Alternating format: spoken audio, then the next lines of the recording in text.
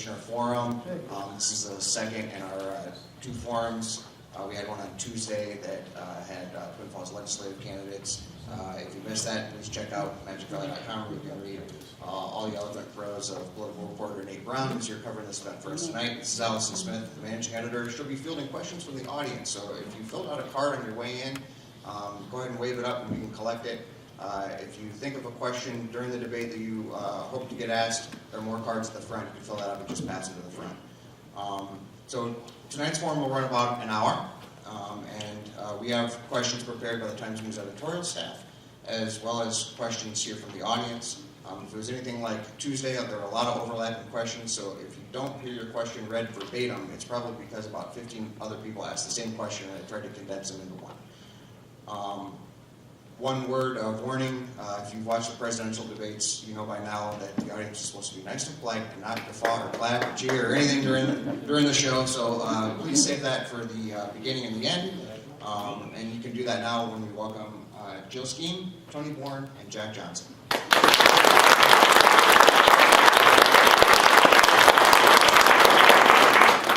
We drew straws before the event, and Ms. Skeem is going to go first, so 2 minutes for an opening statement, please. Okay, well, first of all, I'd like to thank the Times News for doing this forum. I appreciate everyone coming tonight.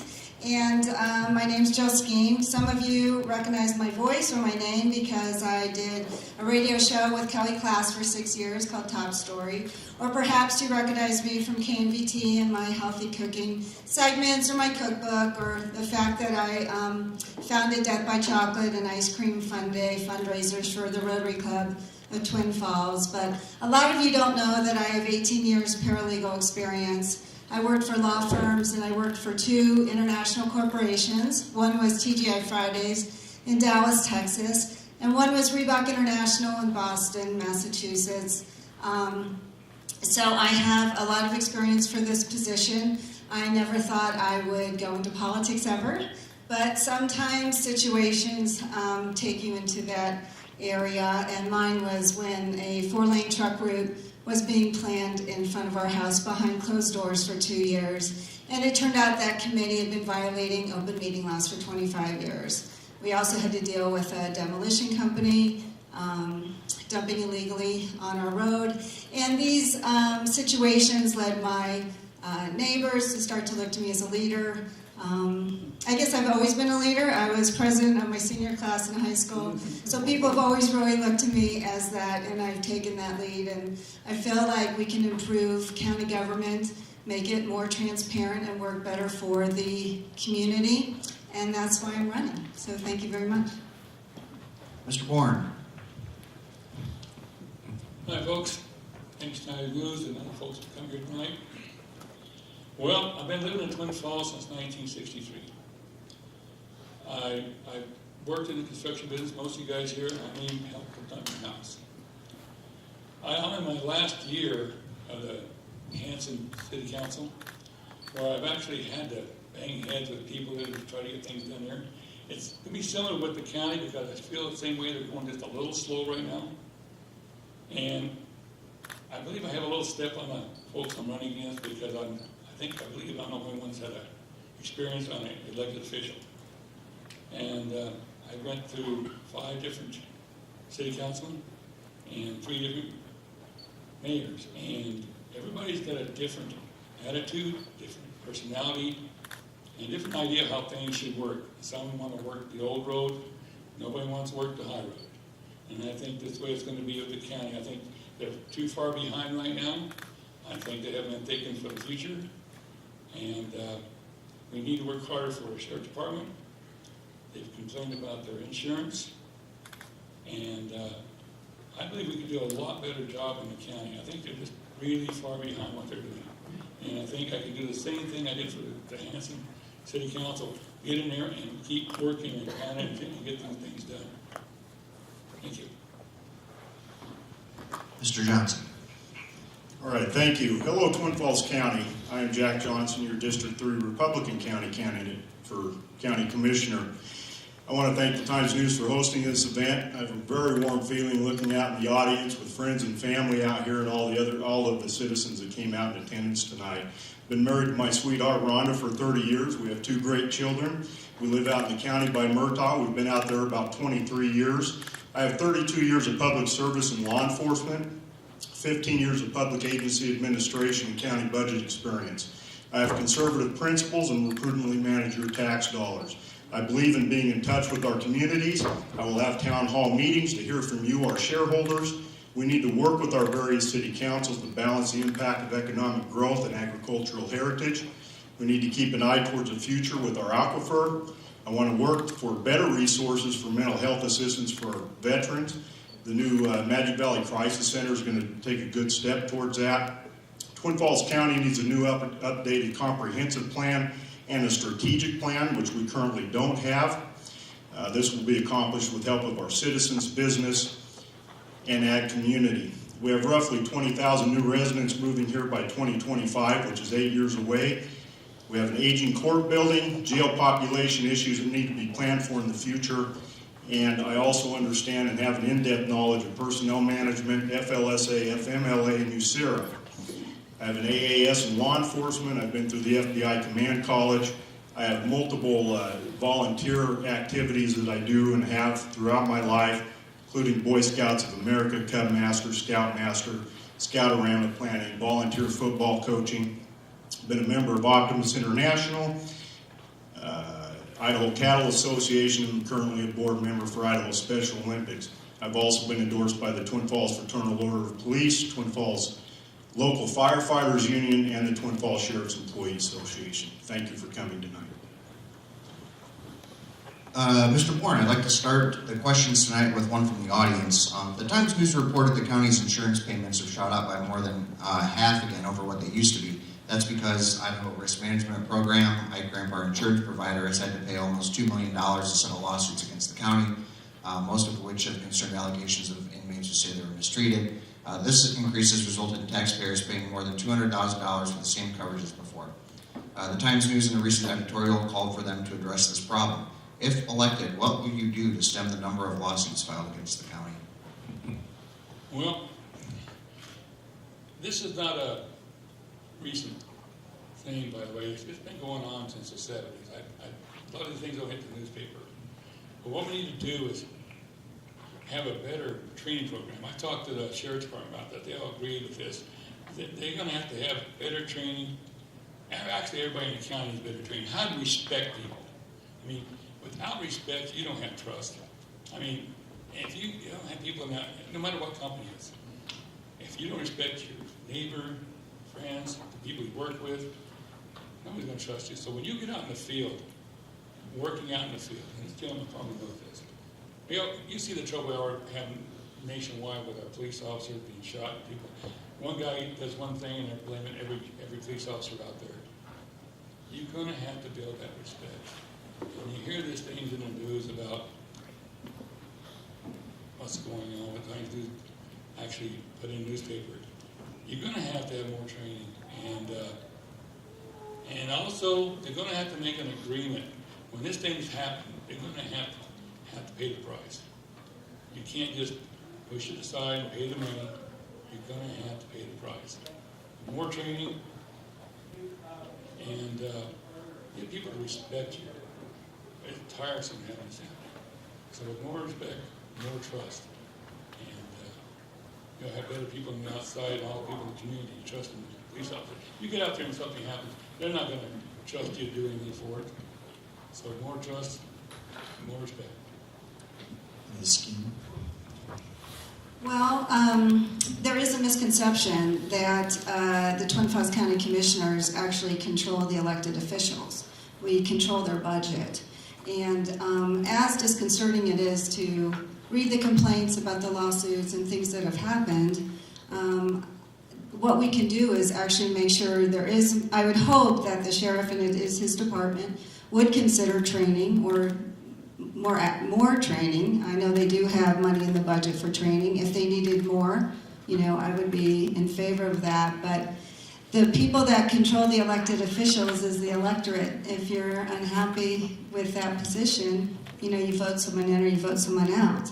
And our sheriff was just, he's unopposed, so he's going to be reelected. And I would just hope that it would be a big enough concern where he would look at his department and try to provide more adequate training. Other than that, as a county commissioner, we meet with them quarterly, but we don't tell them how to control their departments. Thanks, Mr. Johnson. One misconception about the lawsuits that are out there right now is these happened 6 years ago and it takes that long for them to get through the system and get made public. Doesn't make it right or wrong on whether the allegations are true or not. A problem that we have with ICRIM sometimes is they settle lawsuits because they figure the cost to settle that is cheaper than actually taking it through the system and whether or not they win or lose that lawsuit. Sometimes I think those need to be looked at because I don't want us as a county to get into a situation where we're setting a standard of settling lawsuits and making payouts if they do happen to be frivolous or unfounded. One thing that does currently take place every year, it's an ICRIM mandated program for sexual harassment training. Every county in the state goes through that. ICRIM provides the instructors, they come to the county, and they provide the sexual harassment training.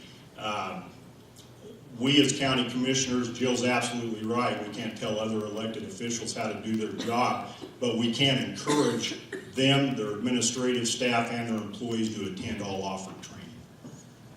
Thank you, sir. Ms. Skeem, closing the so-called Medicaid gap, which is the 78,000 Idahoans who don't qualify for Medicaid but don't make enough to qualify for subsidized health insurance on the state exchange, is likely to be a top issue this session for the legislature.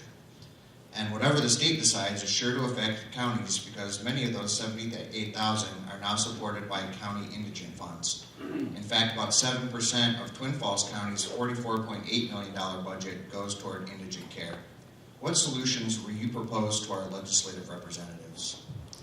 Well, first of all, I would encourage them to, I know that the current administration is about to be ousted in Washington, and I truly believe the reason that the state legislatures did not extend or expand Medicaid was because it was President Obama's program at the expense of 78,000 Idahoans. So I would hope that they would expand it at this point. It does cost the county millions of dollars, and we do have the wellness tree that takes care of some of these people when they're minor issues, but a lot of them go to the emergency room and taxpayers have to pay for that. There are family health services around that people can get medical care, but to me this just seems like something they should have done a long time ago, is to expand Medicaid and to help these people, because they end up going to the emergency room, and then a small situation can turn into something so much more dire because they don't want to go. And we also, in case people don't know that, when someone dies that's homeless or doesn't have money, the county pays to cremate them. I don't know if you guys know that. So we cremate them as well. So I think it's important to definitely expand Medicaid. Mr. Johnson, your turn. Well, Mr. Bohrn, I'm going to give to Mr. Johnson first. Could I ask you to repeat the question, please? Well, it's a doozy. Closing the Medicaid gap, right? 78,000 people who are uninsured right now is going to be a top priority probably for the legislature this session. It's a state-level decision, but whatever that decision is, it's going to affect counties because a lot of those 78,000 people are now the responsibility of the counties who are indigent funds. What solutions will you propose to our legislative representatives concerning that gap population? Solutions for that are going to be pretty hard to propose because that all trickles down from the federal level down to the state level. What we have to work on, and where it absolutely impacts us at a local level, is through our indigent fund, which you indicated that our tax dollars go towards paying those medical costs when people go to get treatment. A lot of times people do go to the emergency room or a quick care place. Sometimes they get things done that they don't need to have done. I think as county commissioners, when those cases come up before us, we need to scrutinize those very carefully to decide, one, if the person has the ability to work and make payments on that. Number two, if we do have to expend tax dollars on it, and I know this is currently done, but I think we need to closely scrutinize a payback portion, whether that's $5 a month or $100 a month, whatever somebody can afford, to help reimburse our taxpayers for some of these expenses. I understand there's cases out there where people just can't do it. There's no way they can do it, but I think we need to look at those closely to see if there are ways to do that. And we may have to look at programs down the future on having a funneling point to get people directed to the right place too, to help out with those costs. So. Thank you. Now it's your turn, Mr. Bohrn. I understand that now. Okay, for one thing, I think that 78,000 is a soft number. I think you're looking at more around to 100,000. I mean, I live in Hanson, and there's several people there that don't have insurance because they never even tried, and they don't report it. So I think it's closer to 100,000. Number one, elected, or these folks here get elected, I would suggest they would get together with all southern Idaho, all rest of the county commissioners and mayors and city council, and make a pressure to the state standard to pass this thing. Our governor even said he wanted to do it this time. And by doing that, it's going to take the pressure off the engine. That word always kicks my hind. Engine fund. And this will relieve the money to put out in other programs, like put in the budget more to help maybe possibly with medical bills, with insurance, with infrastructure. I mean, use the money. You can't do it all at once, but at least it's going to be there. I mean, when there's millions of dollars to be had for our state and they're just sitting on it, I think we should have some pressure on them. That's what I said. Now, I'm city councilman in Hanson, and several times we got together with the county commissioners and other city council around the state. We talked about things going on. I believe we do that in another way and try to put pressure on the state senators and say, hey, let's do this. People want this. We need the money back in our county. We don't need to pay the money out. We need it back here to use for our own county, for our own people. And I think it worked better that way. Thank you. Mr. Johnson, let's stay on the topic of health care for a minute. Thanks to funding from the legislature, the Magic Valley's first short-term crisis center will soon open for people suffering from mental health or substance abuse problems. But lawmakers have not committed long-term funding, and the region will have to come up with a funding plan by 2018. How do you propose to keep the center running once the state money runs out? I'll be honest with you, I don't have a proposal or a plan for that, but that's something that we have to work on. I believe this is a very important resource, not just for Twin Falls County, for the Magic Valley. Working in law enforcement all my years, we have very few options when we deal with people that are mentally disturbed in some way or another. The only option we currently have is to place them in protective custody, and most of these folks don't need to be put in handcuffs. They need immediate health care or mental health care for whatever issue they're going through at the time. The Magic Valley Crisis Center is going to provide that for 23 hours and 59 minutes at least, so that it can be worked on to get them somewhere else. As far as funding for that, we're going to have to work together with all of the counties in the Magic Valley and our legislatures to come up with a funding mechanism for this to keep it running. I don't have an absolute answer for it, Matt, right now. Sorry. Mr. Bohrn. Basically, the same thing he says.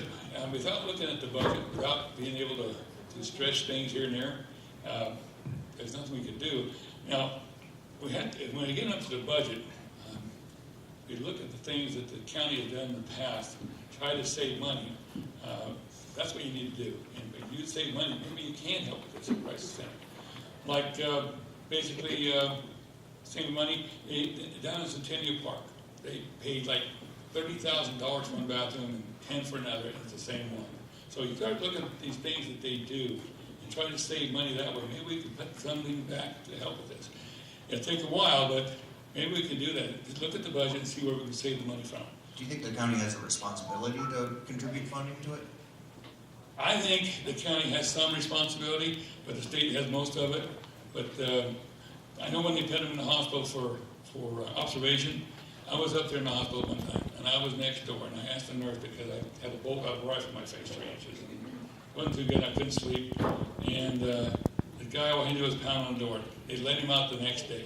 He said, as long as he's not harmful, so they're right on the street again, and they go right back in there again about a week later. So we've got to do something. It's costing the people money time and time again. That's just going on God. So we've got to do something.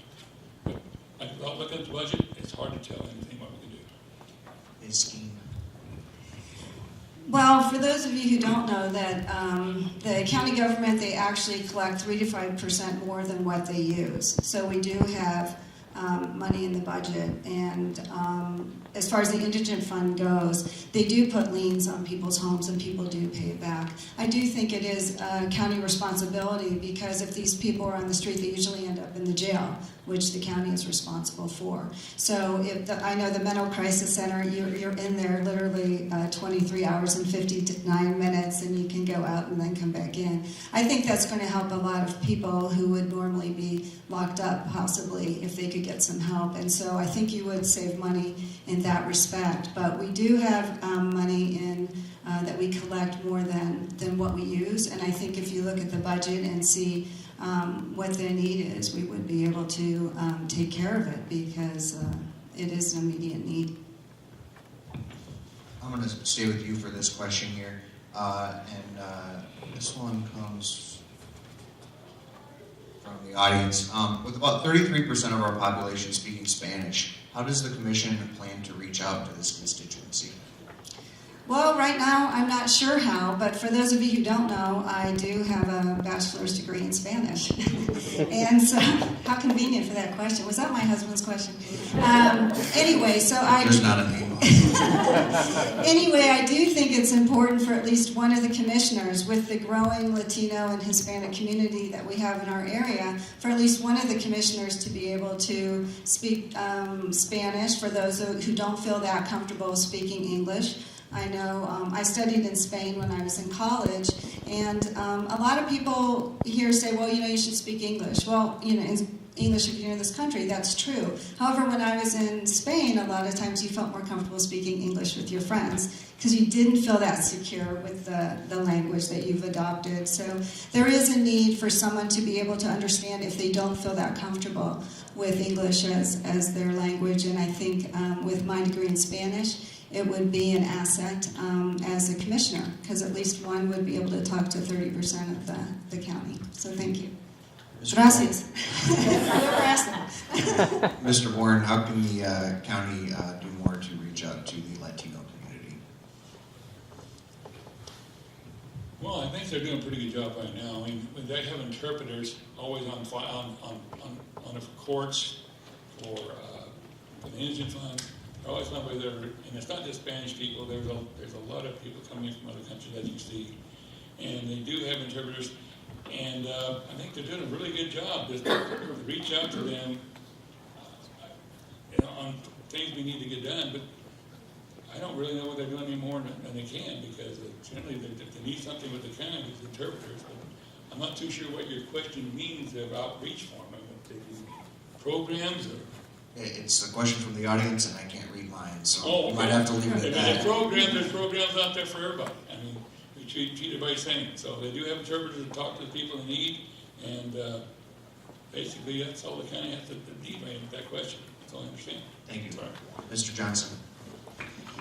I don't speak Spanish. I do have a little bit of street lingo behind me, but we do have interpreters. Every county has interpreters that are available for whether it's a commission meeting, a court hearing, or whatever the situation might be.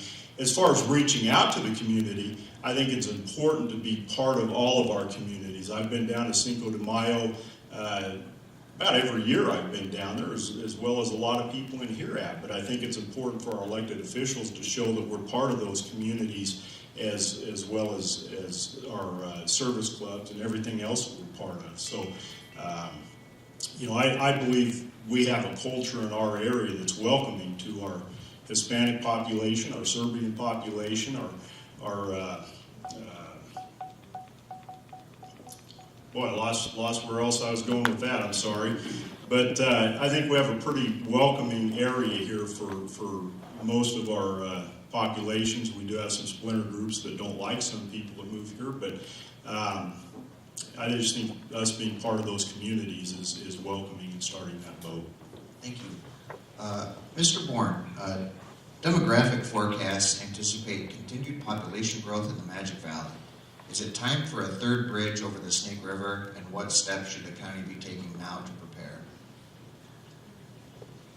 Well, I believe there were talk about it clear back in 1972. I mean, there was when they improved Main Street and such, they were talk about it, and same place they want to put it right now, straight north of 93. And there was also talk in the newspaper about Intercontinental Highway. I haven't heard any more about that. It's supposed to come through Nevada, all the way from South America, all the way through, and then they're supposed to build it. 93 was supposed to be one of the places to go. I haven't heard any more about that. But that's one of the best ways, because the cost wasn't going to be all on us. So that'd be the best way to go. It's going to have to be a group effort. It's just Jerome, not just Twin Falls. It's going to have to be other states involved, or interstate. It's going to have to be an interstate. Because the amount of money is terrible. But we do need another bridge, and with the amount of people coming in, as everybody knows, Blue Lakes is nothing but a bottleneck. I believe the truckers had a vote on this back in 80-something.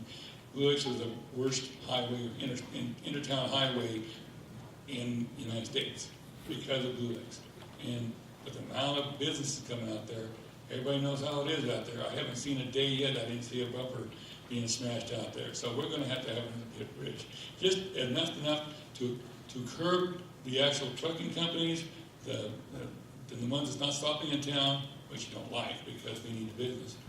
But we do need a third bridge. But the amount of money is going to be astronomical. I mean, we're going to have some help on that. But yes, we do. Mr. Johnson. I agree the time's coming that we need a third bridge across the county. As early as 10 years ago, I know ITD and the highway districts were talking about this bridge shooting across straight from 93 northbound. I think that's still on the books. The problem is going to be funding with it, whether it's through Garvey funds or federal grants or in combination with state grants, whatever it is. I know us as a county are not going to be solely responsible for paying that and shouldn't be expected to in any way, shape, or form. But Mr. Bohrn is right, it's going to be hugely expensive, but it's going to be a needed mode of transportation, especially when we're looking at the other different truck routes that are being proposed around here. That might be an answer to some of those solutions also by shooting people straight to the interstate, but it's going to be a costly endeavor. Thank you. Ms. Skeem. Yeah, I agree with Jack. I think it was about 10 years ago when they proposed the 93 bypass. I thought that was originally going to be because they were going to do a bridge across at the time, and I thought that they had paid the homeowners off at the time because they were going to do that. I'm not sure what happened, but as we say, now 10 years has passed. You think if at that time they would have started to save money, how much money would they have had in 10 years? Because we keep saying it's going to cost so much. But at one point you're going to have, and it's always going to sound like huge amounts of money, $30, $40 million. You hear it all the time, but as every year goes by and you don't plan for it, at least funding-wise, or even trying to do a grasp, it's always going to be so much more money. So if they would have started to save maybe 10 years ago or put a plan in, they might have had money for it. But it seems like that would be the best location, seeing how they did have the 93 bypass there, and you would get right on to 84. There has to be a solution for that bridge, the Prime Bridge. It is a bottleneck, so I think we have to look ahead to that. And it wouldn't just be the county, of course not, it would be ITD and the state and federal. So, one project that definitely is limited to the county is the courthouse. There are some folks who are saying that the facilities, if they're not already inadequate, that they're going to be soon because of the number of cases and the growth in the community. Mr. Johnson, does the county need to expand its courthouse, and if so, how will we pay for it?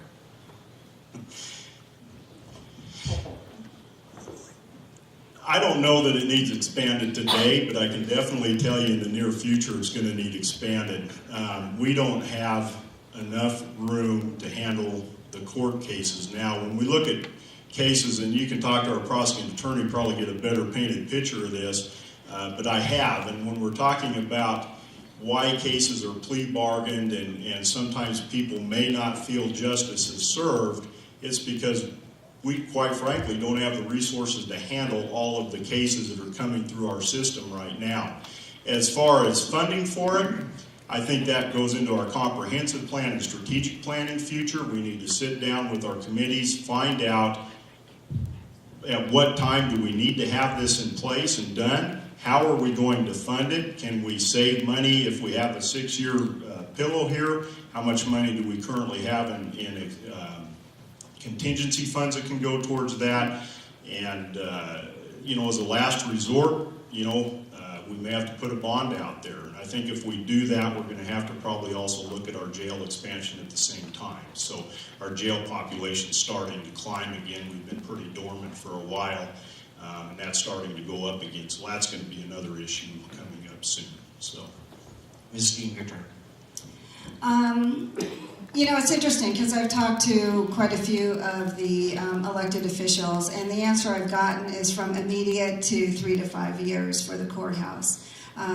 What people might not be aware of was September 30th, the county commissioners transferred $8 million from the general funds into a fund for judicial, which would be earmarked for the courthouse and the jail. So right now we have $8 million in the fund because they do collect 3 to 5% more than what they use. So they've put money away, and so right now that's what we have. I know in 2005, as far as the jail goes, they did a study on that, and they said at the time it would be $13 million for the jail. But they couldn't build on top of the jail because when they built the jail in, I think, 1989, they scrimped on the costs so that they can no longer build on top. So it is an issue. The courthouse, if anyone has served on jury duty, it is quite cramped. There's really no rooms for attorneys to talk privately with their clients. You're all in the hallway. If you've ever been on a jury, we've all had to wait in long lines to go to the bathroom during a break. There's definitely a need. And whether we have more judges or not, that's up to the state to dictate how many judges we'd have. But as far as the courthouse itself, it's not really adequate for attorney-client conversations, discussions, settlements, or for the people who are serving there to go to the bathroom. It's just, you're all in the hallway if anyone has been there. And if they did build on top, they would have to, the courtrooms would still have to be in play. So it would all have to be covered as they were building on top of the courthouse. So I do think it's a need, but up to the elected officials, I've got different answers from immediate to 3 to 5 years. But probably by the time you get through a committee and funding and maybe bonding, that's probably how long it will take. Mr. Bohrn, your thoughts on jail or courthouse expansion? On the jail, I remember the engineering on that, because they were talking about big time. She might be right about when they shrank back, but I didn't hear anything about it. They were supposed to be built so you can't build straight up. But I think people are getting tired of the jail being right straight downtown, right across from the city park. I think we need to move it out of town, and a judicial building probably move it someplace else because there's no room to build on top of that. I don't think it's even engineered to handle it to the second story. We're going to have to move the courthouse out, and it's going to probably take funding. We're going to have to take it to the voters. Everybody hates that, but it's going to happen. And they leave the original courthouse there for the sheriff department, maybe use over there, use the building for holding, but the jail should be out of town. Maybe big enough that we can maybe house out-of-town prisoners to help pay for that. That's another idea. I've heard other counties doing this. So big enough that we can hold what we need here and also house other people that need to from other towns and such as this to help pay for it. Because we sure don't want to stand ours out. So we need to build it. And I think this comprehensive plan should have started 5, maybe 10 years ago because they've seen this coming. But we're way behind. We need to start right now. So I think that's what we're going to have to do. Thanks. Got 2 questions here that are sort of similar, so excuse me if I ramble, but I'm going to try to cram these together. Jill, we can start with you. Okay. Cities have been leading the charge when it comes to fostering economic development in the Magic Valley. Should counties be playing a bigger role, and how? And then, sort of related to that, are you concerned that the bulk of economic development is happening in only a few of the county's cities? How can the county help communities like Hanson, Murtaugh, and Castleford succeed economically? Well, as far as the county goes, what county commissioners can do is they can give a company that comes to our area up to, I think it's 3 to 5 million tax break. So if, say, their building is $8 million, they can give them a $5 million tax break, and that would be a $3 million tax building, and they can do it just up to 5 years. But usually what happens is it comes through the state, and they deal with tax assessment. As far as, are you asking about county commissioners being directly involved in recruiting companies? Is that what you were asking? Again, I'm not a mind reader on this. Oh. I think that's a fair question to ask, though. As far as county commissioners actively recruiting companies, I do have an issue with that. We do have CEDO. We do have, the state does recruit companies to our areas. And so as far as a county commissioner doing it, I see that down the road it could turn into some kind of a conflict of interest. If, say, you're personally involved in recruiting a company, maybe you know the person, you have an interest in it, and at some point it then comes in front of you, and then you have to recuse yourself for whatever reason because maybe you have a personal interest in it. So, I could see where all commissioners might have to recuse themselves. But I think that's why we have CEDO. I know URA has dealt with companies, and the state. When a company is coming here, they will give them a tax break. So as far as what the commissioners can do, they can offer them a $3 to $5 million tax break for 5 years if they're willing to invest in the area. Mr. Bohrn. That question again so I can hear you. Because I know you're having trouble too. Cities have been leading the charge when it comes to fostering economic development in the Magic Valley. Should counties be playing a bigger role, and how? And are you concerned that the bulk of economic development is happening in only a few of the county cities? How can the county help communities like Hanson, Murtaugh, and Castleford succeed economically? Well, like I said, I was on the city council and we talked about this too over there, and I tried starting a committee over there. You're not allowed to really, as a city or county, to encourage. You can encourage them, but you cannot seek businesses to come to your county. That's a conflict of interest. But you can have committees out there. Go out there, set up a committee to do this. In fact, they can even sell county and city property, I believe, cheaper than what it's appraised for. They have to sign it over to them to do it. That's some way to do it. But you, as a county or city, you cannot really be a conflict of interest to bring people in. You have to go have a commerce committee.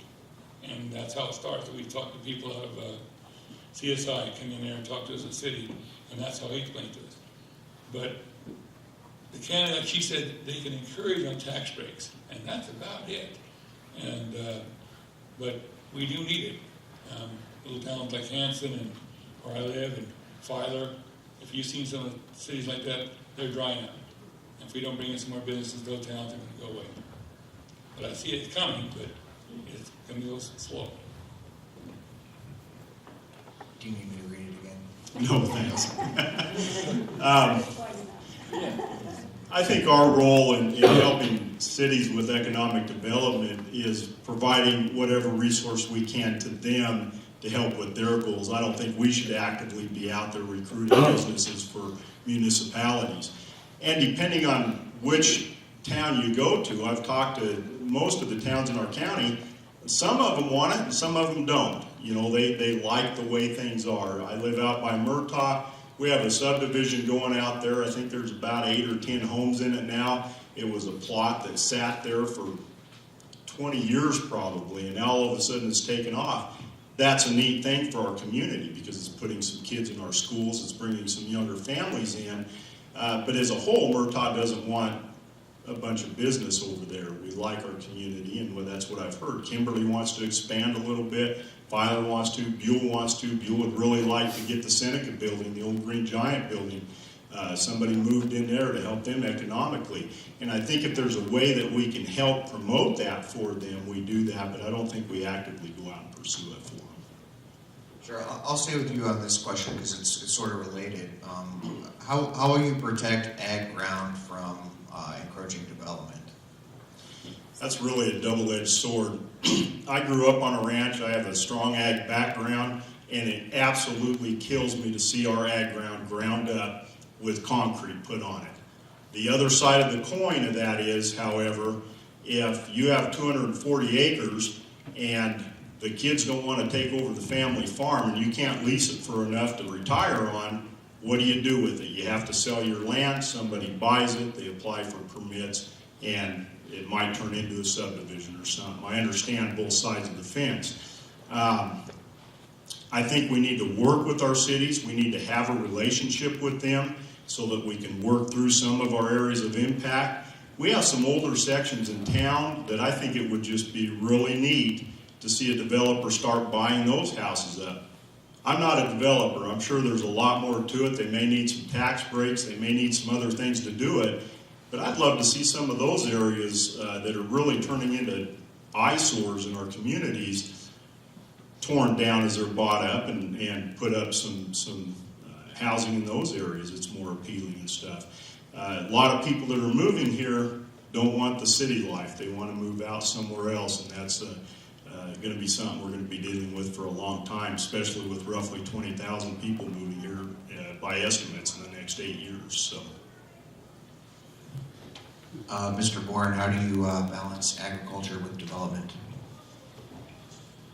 Well, again, it's been reported that we're short on apartment buildings. He was talking about some of the land inside the city.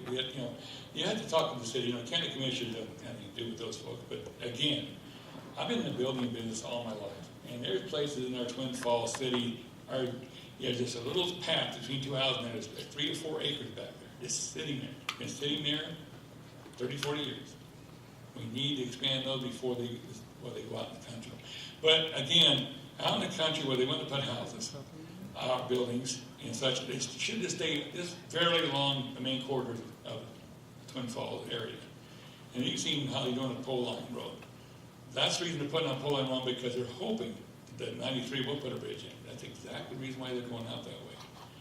But within 1 mile, maybe 2 miles of main arteries like Addison, Kimber Road, Falls Avenue. I mean, they're all doing it anyway, but this put a moratorium on that. You can't go further out there. And you just have to do it. I mean, if not, we lose the way of life here in Twin Falls. And we built Twin Falls on agriculture, and that's the reason why we're here. Otherwise, Twin Falls wouldn't be here. So we got to save that type of life. Ms. Skeem, your thoughts on balancing agriculture and economic development? Yes, it's interesting because it is, both of these gentlemen have good points to their points, and part of it is, it is hard to compete with developers who are offering these farmers millions of dollars. I mean, I'm sure any of us would think about it to give up the farmland. But as county commissioners, and I recently went to a seminar offered by Jerry Mason, who did planning and zoning and open meeting law seminar, and he really said, we have to protect our #1 economy. And in this area, it's ag. And you have to look at ag as a use. And so you have to look at those areas and say, when things come before you, is this going to be the best use for this area? There is a thing of saying no. I spoke to Brian Olmsted about the water situation, and he gave me a startling example. Phoenix, Arizona at one time had 250,000 acres of farmland. They now have 20,000 acres of farmland, and they grow 38 different crops. And they have about the same aquifer as we do. So right now, we have, 200,000 acres of farmland. And I've been at planning and zoning meetings where people kind of nonchalantly say we have enough farmland. But do we? Because when I go around the county and I talk to people, I haven't run into one person who said, I can't wait for all the farmland to be developed.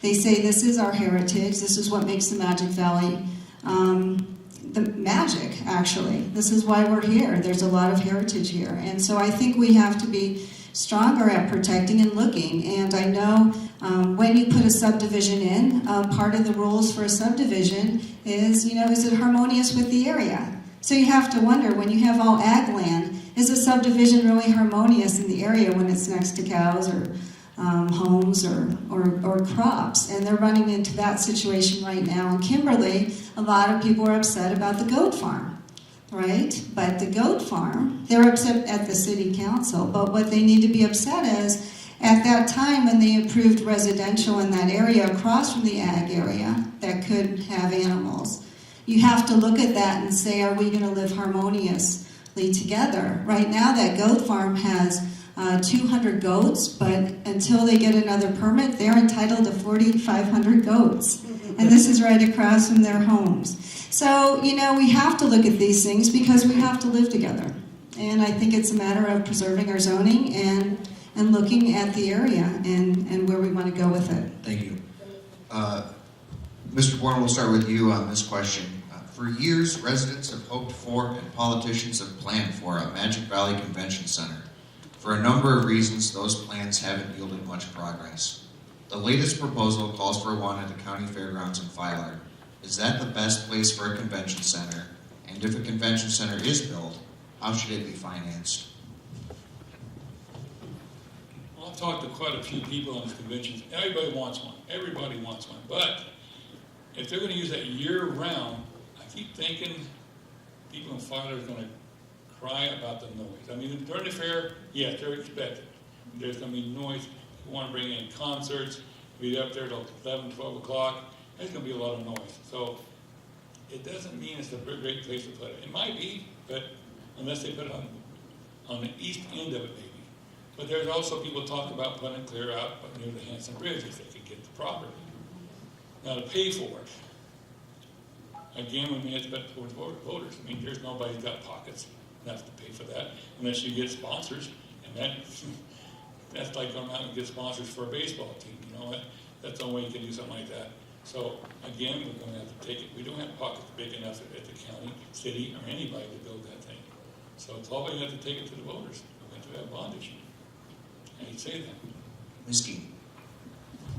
I think actually it was brought in front of the voters a couple times, maybe. It wasn't 2 or 3 times, I think, Yeah. and they voted it down.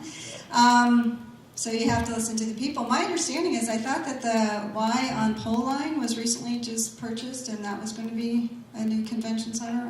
That was a rumor I heard. I don't know if that's true. But I think if the people keep voting down, maybe they don't want the convention center at the fairgrounds. You sort of do have to listen to the people, and they would have to vote for a bond. I don't know how else you would pay for it.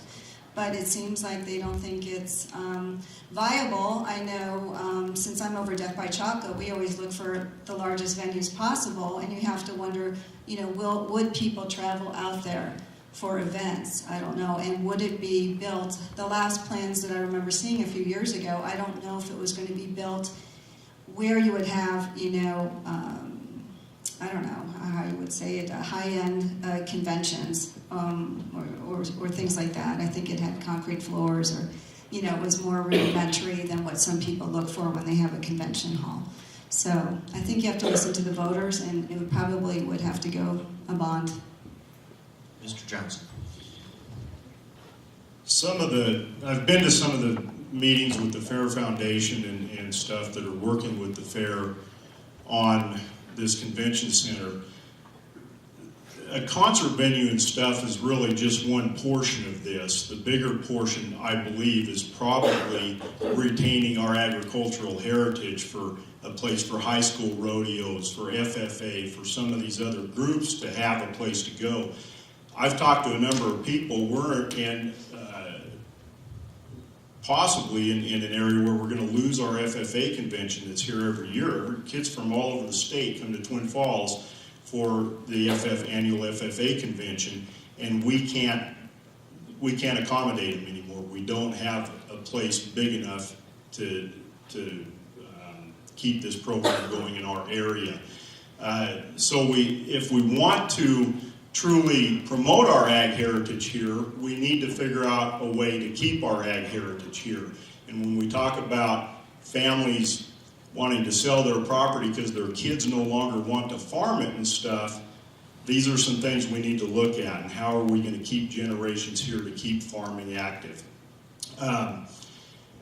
As far as paying for it, some of the ideas that are floated out there is looking for some sponsors. Actually, some of the companies that are moved in here, we have some companies here that are providing a lot of jobs here. They have a lot of money. We have ag-based companies. We have Chobani, we have Glambia, we have Cliff Bar that are using our ag products in production. That might be a possible sponsor outlet. If they can raise 50 or 70% of the cost of that and sponsor, possibly the taxpayers might be a little more lenient in voting yes on a bond. But ultimately, for the rest of that money, it would be up to the taxpayers if it was put out there for a bond. So thank you. Thanks. Ms. Skeem, the county has taken a 3% tax hike each year as it's allowed under the law, even as some municipalities have opted not to raise taxes. If you're elected, do you anticipate the county to continue to take the annual 3%? Well, like I said, I was kind of surprised to hear that they use 3 to 5% less than what they take in, because they were able to save enough in the general fund that they were able to transfer $8 million for the judicial facility, bless you, and probably have 3 to 4 million left in there. So I would have to look at that, to be honest with you. I think if you're collecting 3 to 5% over, you might not have to raise taxes for the next year or two, because it seems like you already have that built in. So I would have to look at it, and I know we meet quarterly with the department heads and go over the budget. But I think at this point, I would say no, if we're already collecting that. Mr. Bohrn. Well, I think the cities have a same reason that the county could do. They can actually take up to 5%. But to do that, I think we'd have a riot. So 3% is probably the maximum we want to take. But again, if they're going to have something to improve on to help our budget with other things like the county budget for wages to keep people here, we're so short-handed on the county deputies. Our sheriff can tell you right now we're probably 3 to 5 people short.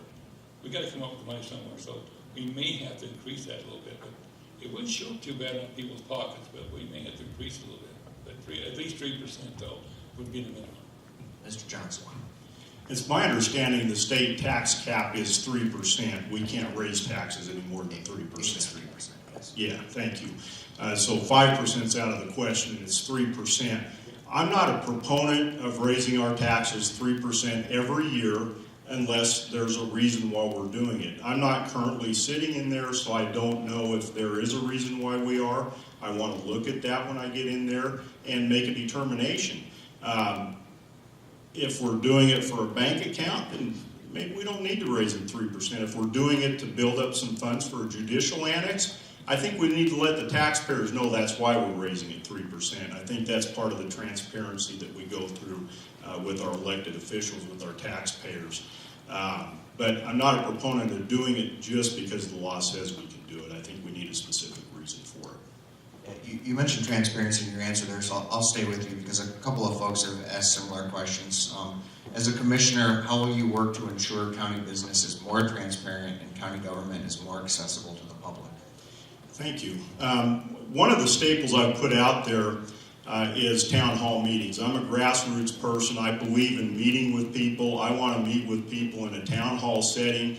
I've talked to some of our legislators. They've said that they would be more than willing to join in on that. There's probably going to be some egg throwing at the beginning, but when it's done, I want to talk about solutions. I want to listen to people, listen to your ideas, and then let's work towards some solutions. The other part of transparency is what are we doing in our commissioner meetings and what's happening in there. I go online and I look at the meeting minutes online. Currently, they're about 3 months behind. So about 3 months of business has transpired that I can't read about or see what's happened. I think we can improve in that area. Maybe there's a reason that we as a county are doing that, and I need to be educated on it. But I think that we can improve a lot in that area. I think we can look into even having some commissioner meetings after 5 p.m. A lot of people cannot come to commissioner meetings between 9 and 4:30. So maybe we can sit down and talk as a board about having some meetings after 5 p.m. Specifically on hot button topics, I think we need to do that and give everybody a chance to come. But I think we can do it periodically just to accommodate our public. I think we can get our notices out there better on the website and possibly even, a board discussion on social media. That's the hot topic now. Everybody's on social media, and I think we could explore that also. Thank you. Mr. Bohrn, your thoughts on transparency?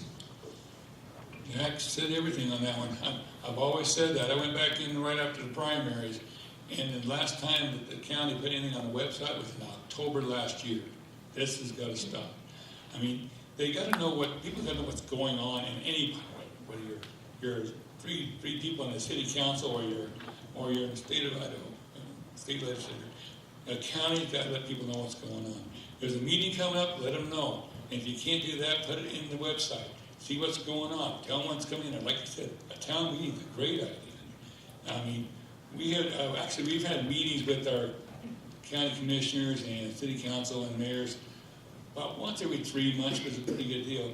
We should do that again, invite the public to that.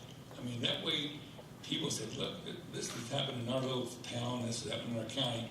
Let's get together and see what we can do together. Because sometimes if you don't get together, you don't have the right idea. There's a lot of brighter people out there that never goes in office, and we need help. We need people to give ideas, so if they know what's going on, they can call in or come in or put on the website and maybe help us out.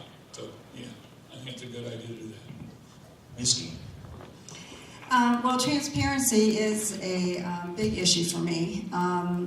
If you go onto the county website, you don't see not one committee listed. And the Greater Twin Falls Area Transportation Committee that I was talking to that was planning the truck route, you have no idea when they meet. You have no idea what the agenda is online or the minutes.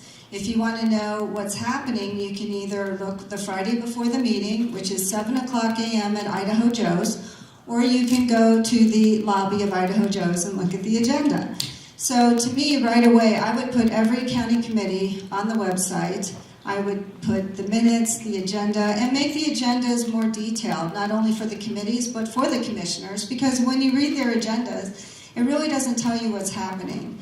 I would also try to see how we could, when you have meetings with the county commissioners, just like they do with the city council, maybe putting those meetings online so people can see them from their home, as opposed to coming down there. So many people don't come to meetings at night, and because they have kids, it's on a weeknight, they have homework, they have soccer practice, they're living their lives. It's really difficult. But if you can record them like you do for the Twin Falls City Council, and they do a good job of that, so people can go back and look at it at their leisure, I think that's something we should look at. When you have town hall meetings, it sounds like a good idea, but then again, they aren't recorded, people don't know what happens. And since we're just a few of the elected officials in the county, when you have a town hall meeting and they ask you something about the assessor or the prosecuting attorney or the coroner, they're not there with you. So how do you get an answer?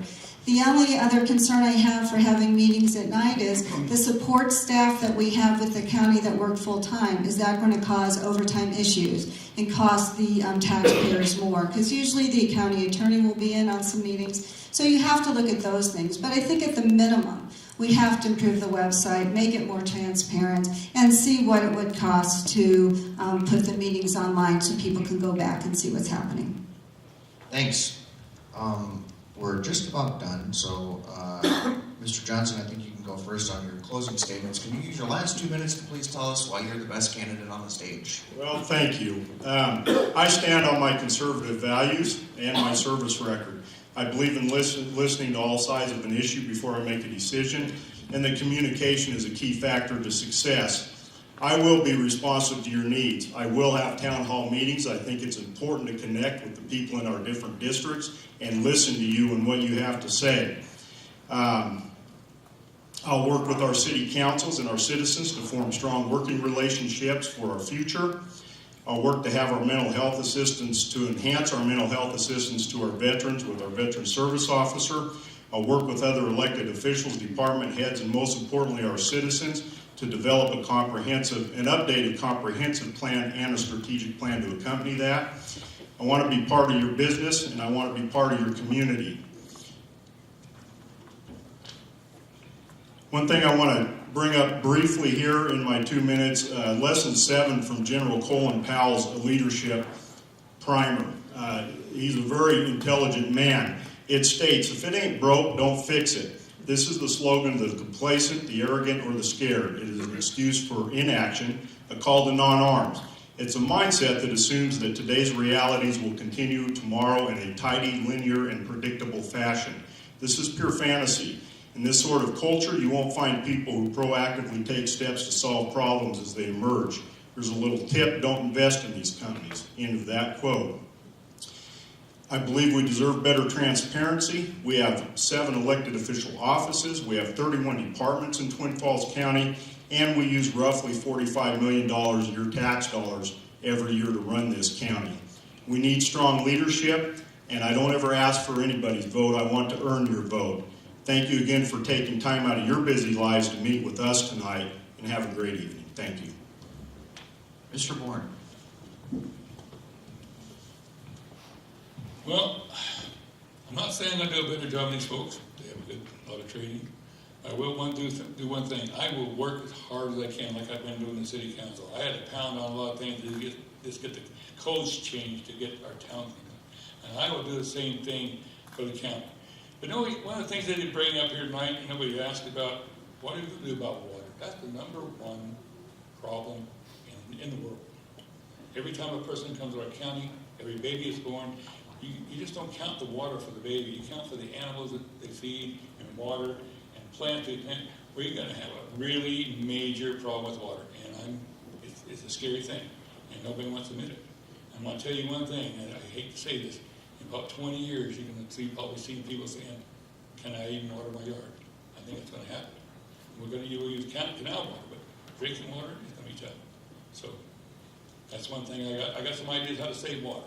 And they had to change a few building codes where you can save maybe hundreds, maybe 1,000 per each household. It's simple, but you got to educate the people. I think I got a little step on these folks. Jack Jackson's a pretty good guy, and she's pretty good. That would be good people. I'm gonna bow to you guys. You're pretty cool.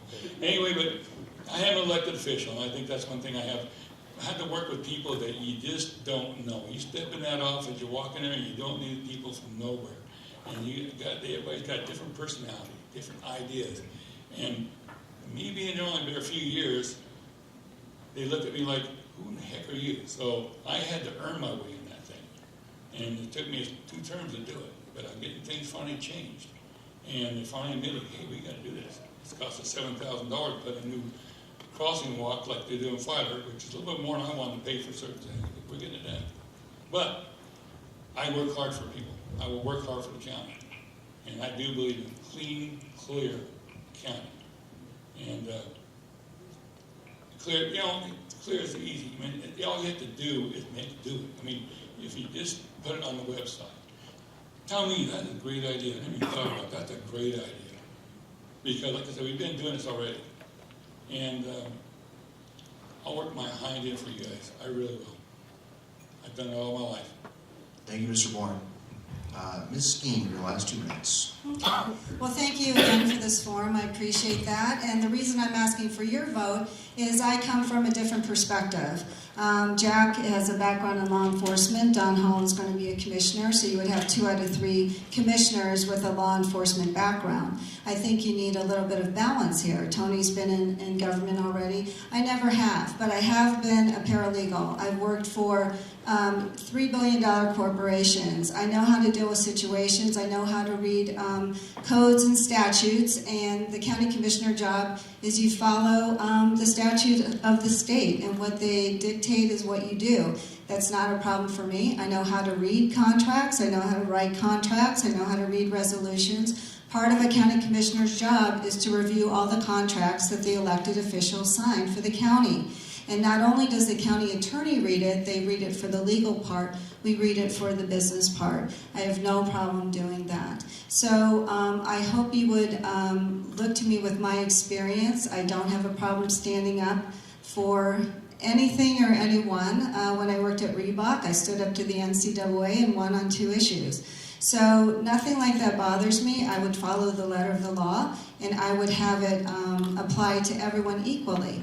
No one would have favors because I know them or whatever. So I would hope you would look to me. Also, I think with my degree in Spanish, I think it would be helpful for 1/3 of the county to be able to communicate with me directly, not through an interpreter or whatever, but can pick up the phone. And that is what I would do. I would answer my phone, I would answer my emails, and I would stay in touch. So I've worked very hard in my life, and I've done so many different things. And I've been a citizen who, when I see problems, I will take the initiative to fix it and to take a stand and to try to make it better. And that's what I would do. I did it as a private citizen and was very successful and plan to do it as a county commissioner. So I hope you will look at me as a new approach, and it might be nice to have a balance of gender on the commissioners, and I hope you will look to me in November. So thank you. Thanks a lot. I want to thank the candidates for an incredibly civil forum. This was a partisan race, but you wouldn't have known it by tonight, so I appreciate that very much. Just a reminder that our voter guide comes out in the Sunday edition, where you can learn more about this race and all the others in the Magic Valley, including ballot initiatives and other things you'll expect to see on your ballot. Our endorsements in the political races also start on Sunday, so you can watch for those, and they'll continue up until Election Day. Again, I'll leave the crowd with this advice to please vote on November 8th, and thank you for coming. A round of applause for the candidates, please.